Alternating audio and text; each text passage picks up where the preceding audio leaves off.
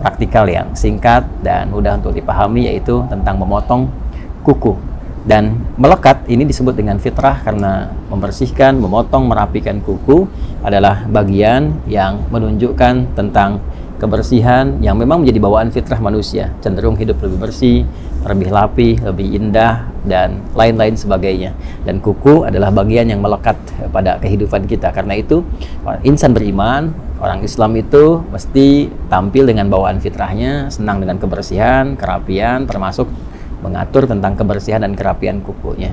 Dalam Islam diajarkan kita bagaimana cara memotong kuku yang baik. Para ulama memberikan praktikal atau tutorial singkat kepada kita, dan kita ambil salah satu di antara contoh yang disampaikan oleh para ulama terkait dengan perintah ataupun sunnah memotong kuku ini.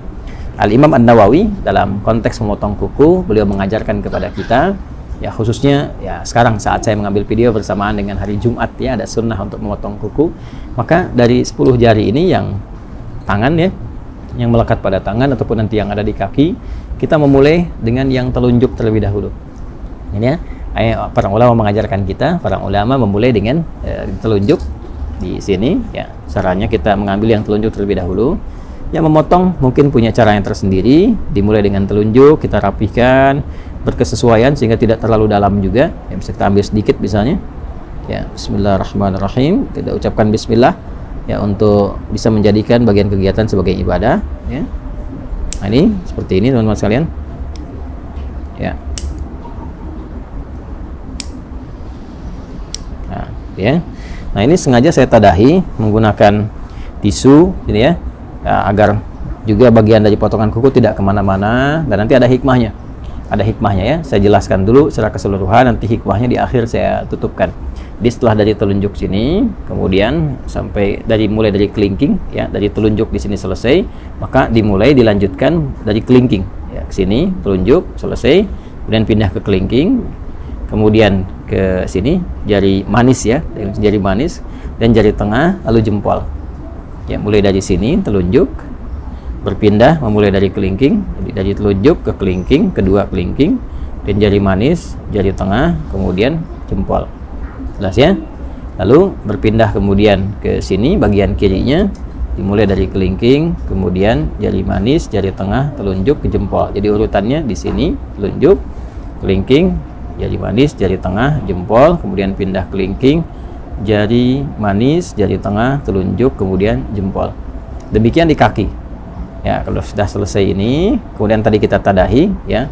Ini saya contohkan tadi satu yang telunjuk karena di hari Jumat saya sudah mendahulukan memotong keseluruhannya. Jadi saya urutkan saja tadi seperti tadi saya sampaikan. Jadi telunjuknya sudah, kelingking sudah sampai ke jempol, kemudian dari sini kelingking sampai ke jempol, selesai kita tadahi. Ini maksudnya supaya mudah untuk dikumpulkan.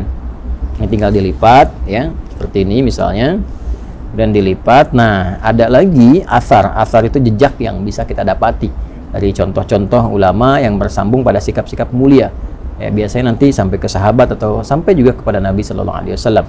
Nah, dari kalangan sahabat ada yang membiasakan seperti Ibnu Umar, ya, atau hadis-hadis, riwayat-riwayat yang disampaikan oleh Imam Sufyan Ats-Tsauri misalnya, ya, memberikan kesan kepada kita bahwa setelah selesai potong kuku ini akan lebih baik kalau bekasnya bisa dikuburkan. Ya, walaupun bukan kewajiban, tapi dianjurkan untuk dikuburkan seperti rambut, ya, ataupun kuku, dengan dua tujuan.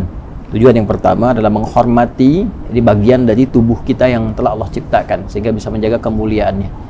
Ini kan bagian dari tubuh, kan, jaga kemuliaannya, jadi nggak dilempar sembarangan. Walaupun mungkin kita bisa dilipat seperti ini, dibuang ke tempat yang layak, gitu kan. Nah, itu sebetulnya tidak ada masalah juga, tapi akan lebih mulia kalau bisa dikuburkan, lebih bagus. Yang pertama takrim, untuk memuliakan pada bagian tubuh yang telah Allah ciptakan. Kemudian yang kedua, yang penting juga menghindari hal-hal yang bisa menghadirkan madarat yang tidak tampak. Ya, madarat itu hal-hal yang membahayakan kepada diri tapi tidak tampak. Seperti kebiasaan-kebiasaan tukang sihir misalnya, ya, atau hal-hal terkait magic yang seringkali menggunakan bagian-bagian dari potongan tubuh, khususnya rambut. Ya, ada juga yang terkait dengan kuku.